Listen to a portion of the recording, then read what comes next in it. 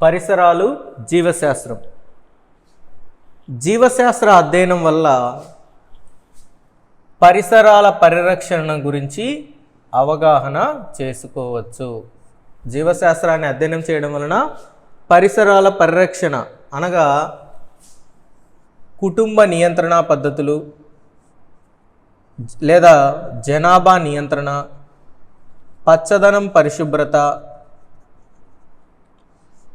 Next జనాభా నియంత్రణ లేదా జనాభా విస్ఫోటనాన్ని అరికట్టుట, కాలుష్య నివారణ వంటి మొదలైన పద్ధతులను మనము అవగాహన చేసుకోవచ్చు అన్నమాట. సో జీవశాస్త్రాన్ని అధ్యయనం చేయడం వలన పరిసరాలకు సంబంధించిన జ్ఞానాన్ని మనము పొందవచ్చు. సో ఇందుకోసము 1986 జాతీయ విద్యా విధానం ఏం చెప్తుందంటే 1986 జాతీయ విద్యా విధానం పరిసరాలను గురించి అధ్యయనం చేయడానికి లేదా పరిసరాలను గురించి అవగాహన చేసుకోవడానికి పాఠశాలల్లో, కళాశాలల్లో పరిసరాల గురించి బోధన చేయడం లేదా పరిసరాల చేతనత్వాన్ని విద్యా ప్రక్రియలో సమ్మిళితం చేయాలి అని చెప్తుందన్నమాట. విద్యా ప్రక్రియ మొత్తం అంతా ఎంత విద్యా ప్రక్రియ ఉంటే మొత్తంలో పరిసరాలకు సంబంధించిన జ్ఞానాన్ని విద్యా ప్రక్రియ మొత్తం సమ్మిళితం చేయాలి అని చెప్తుంది. ఎవరు? 1986 జాతీయ విద్యా విధానం. సో పరిసరాలను గురించి జ్ఞానాన్ని పొందడానికి లేదా పరిసరాలను గురించి అవగాహన చేసుకోవడానికి పాఠశాల మరియు కళాశాలల్లో పరిసరాలకు సంబంధించిన బోధనాభ్యసన కృత్యాలను చేయాలి మరియు పరిసరాల గురించి జ్ఞానాన్ని చేతనత్వం చేయడానికి విద్యా ప్రక్రియ మొత్తంలో ఈ పరిసరాలకు సంబంధించిన బోధనను సమ్మిళితం చేయాలి అని చెప్తుందన్నమాట. ఎవరు? 1986 జాతీయ విద్యా విధానం. ఈ పరిసరాల విద్యలో ఏమొస్తాయి? పరిసరాల విద్య అంటే ఏమిటి? పరిసరాల విద్య అంటే మానవునికి అతని చుట్టూ ఉండే జీవ, సాంస్కృతిక, ప్రకృతి, పరిసరాలకు గల సంబంధాన్ని అర్థం చేసుకోవడానికి, సో మానవుని చుట్టూ ఉండే జీవ, సాంస్కృతిక, ప్రకృతికి సంబంధించిన పరిసరాలకు మధ్య గల సంబంధాన్ని అర్థం చేసుకోవడానికి, ప్రకృతి విలువలను గురించి తెలుసుకోవడానికి, ప్రకృతికి సంబంధించిన విలువలు తెలుసుకోవడానికి, ప్రకృతిలో జరిగే వివిధ అంశాలను గురించి లేదా వివిధ విషయాలను గురించి తెలుసుకోవడానికి, శాస్త్రీయ పద్ధతిలో శిక్షణ, శాస్త్రీయ వైఖరులను పెంపొందించుకోవడానికి పరిసరాల విద్యను మనము అందించాలి. సో విద్యార్థులకు పరిసరాల విద్య అంటే ఏంటంటే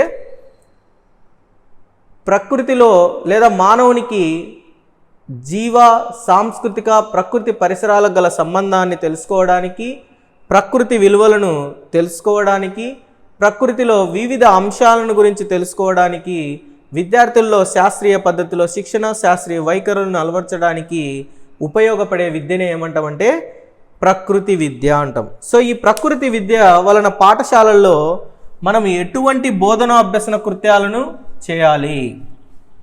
సో ప్రకృతి విద్యలో భాగంగా పాఠశాలల్లో చేసే బోధనా అభ్యసన కృత్యాలు: 1 పర్యావరణ దినోత్సవాన్ని జరపడం. పర్యావరణ దినోత్సవాన్ని పాఠశాలల్లో జరపడం. 2 వ్యక్తిగత కృత్యాలు అంటే దీంట్లో ఏమేమి వస్తాయంటే పరిశుభ్రతను గురించి తెలపడం. పరిశుభ్రత పాఠశాలల్లో, తరగతి గదుల్లో, పరిసరాలలో పరిశుభ్రతను గురించి తెలపాలి. 3 నేల కోతకు గల కారణాలు, వాటి అరికట్టే మార్గాలను గురించి తెలుసుకోవడం. నేల కోతకు గల కారణాలు అంటే మృత్తికా క్రమక్షయానికి గల కారణాలు, వాటి అరికట్టే మార్గాలను గురించి తెలియచేయడం. తరగతి గదిలో చర్చల ద్వారా అంటే తరగతి గదిలో చర్చించుకోవడం ద్వారా జీవ సంబంధమైన వ్యవస్థలను గురించి అవగాహన చేసుకోవడం. సో సమాజంలోని లేదా పరిసరాలలోని జీవ సంబంధమైన వ్యవస్థలను గురించి అవగాహన చేసుకోవడం. నెక్స్ట్ పాఠశాలల్లో సమాజంలో మొక్కలను నాటడం. నెక్స్ట్ ఇంకుడు గుంతలు, వర్మీ కంపోస్ట్ వంటి చిన్న చిన్న ప్రాజెక్ట్స్ చేయడం. ఇంకుడు గుంతలను తవ్వడం, వర్మీ కంపోస్ట్ వంటి చిన్న చిన్న ప్రాజెక్ట్స్ను తయారు చేయడం. నెక్స్ట్ జంతు ప్రదర్శనశాలలు, పిహెచ్సిలు, ప్రాథమిక ఆరోగ్య కేంద్రాలు, వన్యమృగ సంరక్షణ కేంద్రాలను సందర్శించి పరిశీలించడం ద్వారా వాటికి సంబంధించిన జ్ఞానాన్ని పొందడం. సో ఇవన్నీ ప్రకృతికి సంబంధించిన లేదా పరిసరాల విద్యలో ఈ కృత్యాలను మనం పాఠశాలలో అవలంబించాలి.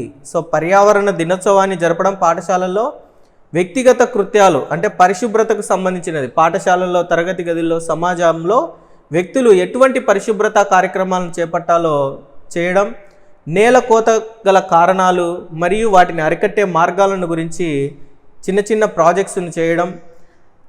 నెక్స్ట్ తరగతి గదిలో చర్చల ద్వారా జీవ వ్యవస్థలను గురించి అవగాహన చేసుకోవడం, పాఠశాల సమాజంలో మొక్కలను నాటడం, ఇంకుడు గుంతలు, వర్మీ కంపోస్ట్ వంటి చిన్న చిన్న ప్రాజెక్ట్స్ను చేయడం, జంతు ప్రదర్శనశాలలు, ప్రాథమిక ఆరోగ్య కేంద్రాలు, వన్య మృగ సంరక్షణ కేంద్రాలను పరిశీలించి వాటికి సంబంధించిన జ్ఞానాన్ని అవగాహన చేసుకోవడం అనేది పరిసరాల విద్యలో మనం చేసే బోధన అభ్యసన కృత్యాలు. పరిసరాల విద్య అంటే ఏంటి? మానవునికి జీవ, సాంస్కృతిక మరియు ప్రకృతికి పరిసరాలకు గల సంబంధాన్ని, ప్రకృతి విలువలను, ప్రకృతిలోని వివిధ అంశాలను గురించి అవగాహన చేసుకోవడానికి శాస్త్రీయ వైఖరులు, శాస్త్రీయ పద్ధతిలో శిక్షణను అందించే విద్యను ఏమంటామంటే పరిసరాల విద్య అంటాము. పరిసరాలను గురించి అవగాహన చేసుకోవడానికి, పరిసరాలలో పరిసరాలకు సంబంధించిన చేతనత్వాన్ని విద్యా ప్రక్రియ మొత్తంలో సమ్మిళితం చేయాలని చెప్పింది ఎవరు? 1986 జాతీయ విద్యా విధానం. పరిసరాలు, జీవశాస్త్రంలో పరిసరాల విద్యను గురించి ఎందుకు చదువుతామంటే పరిసరాలను గురించి అవగాహన చేసుకోవడానికి లేదా పరిసరాల పరిరక్షణ గురించి తెలుసుకోవడానికి జీవశాస్త్రంలో మనం పరిసరాలను గురించి చదువుతాము. సో జీవశాస్త్ర అధ్యయనం వలన మనము పరిసరాల పరిరక్షణ గురించి అవగాహన చేసుకుంటాము. నెక్స్ట్ విజ్ఞాన శాస్త్రం యొక్క లక్షణాలు.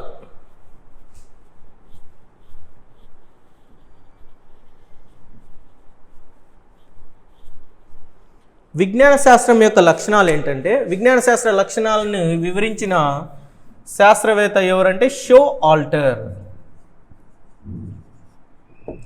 ఈ షో ఆల్టర్ అని ఆయన విజ్ఞాన శాస్త్ర లక్షణాలను తెలియజేసినాడు అనమాట.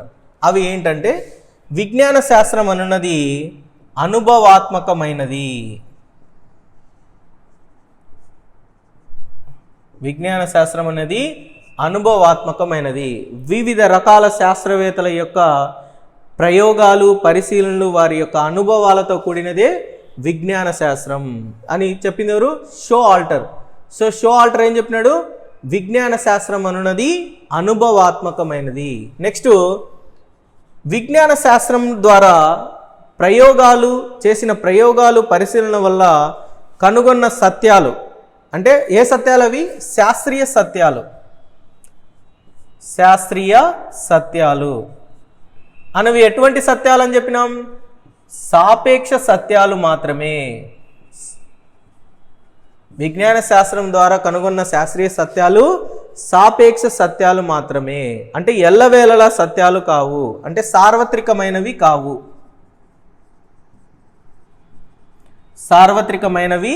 అన్నమాట. ఎల్లవేళలా సత్యాలు కావు. ఈరోజు కనుగొన్న సత్యము రేపు అసత్యం అవ్వచ్చు, అంటే దానిలో మార్పులు రావచ్చు అనమాట. సో షో ఆల్టర్ అని ఆయన ఏం చెప్పినాడు? విజ్ఞాన శాస్త్రం యొక్క లక్షణాలు అనేవి 1 అనుభవాత్మకమైనవి, 2 శాస్త్రీయ సత్యాలు. శాస్త్రీయ సత్యాలు అన్నవి సాపేక్ష సత్యాలు మాత్రమే అన్నారు. ఈ విజ్ఞాన శాస్త్రం అనున్నది అసమానమైనది. విజ్ఞాన శాస్త్రము అసమానమైనది. సో విజ్ఞాన శాస్త్రం అనున్నది అసమానమైనది. దీన్ని వీన్బర్గ్ అని ఆయన ఏం చెప్పినాడంటే, వీన్బర్గ్ అని ఆయన విజ్ఞాన శాస్త్రం వల్ల సమాజంలో ఎదుర్కొంటున్న సమస్యలు, జనాభా విస్ఫోటనం కానీ, కాలుష్య నియంత్రణ కానీ, దారిద్ర్యం వంటి సమస్యలను విజ్ఞాన శాస్త్రం ద్వారా మనము తరిమి కొట్టచ్చు అని చెప్పినాడు. ఎవరతను? వీన్బర్గ్. సో వీన్బర్గ్ అని ఆయన ఏం చెప్పినాడు, విజ్ఞాన శాస్త్ర అధ్యయనం వల్ల సమాజంలోని సమస్యలు, పేదరికము లేదా దరిద్రం, పేదరిక సమస్య, పేదరిక నిర్మూలన, కాలుష్య నిర్మూలన, జనాభా విస్ఫోటనాన్ని నిర్మూలించడం వంటి ప్రధానమైన సమస్యలను విజ్ఞాన శాస్త్ర అధ్యయనం ద్వారా మనము తరిమి కొట్టవచ్చు అని చెప్పినాడు. ఎవరతను? వీన్బర్గ్. నెక్స్ట్, విజ్ఞాన శాస్త్రం అన్నది పునరావృతమైనది. అంటే ఒకరు చేసిన ప్రయోగాలను ఇతరులు కూడా చేసుకునేదానికి అవకాశం ఉంటుందన్నమాట. ఒకరు చేసిన ప్రయోగాలు ఇతర శాస్త్రవేత్తలు కూడా అటువంటి ప్రయోగాలనే చేయడానికి అవకాశం ఉంటుందన్నమాట. అందుకే ఇదేంటి? పునరావృతమైనది. విజ్ఞాన శాస్త్రం అన్నది క్రమబద్ధమైనది. విజ్ఞాన శాస్త్రం అన్నది క్రమబద్ధమైనది. అంటే ఒక క్రమ పద్ధతి అనేది విజ్ఞాన శాస్త్రానికి ఉంటుంది. విజ్ఞాన శాస్త్రం అన్నది విలువలతో కూడుకున్నది.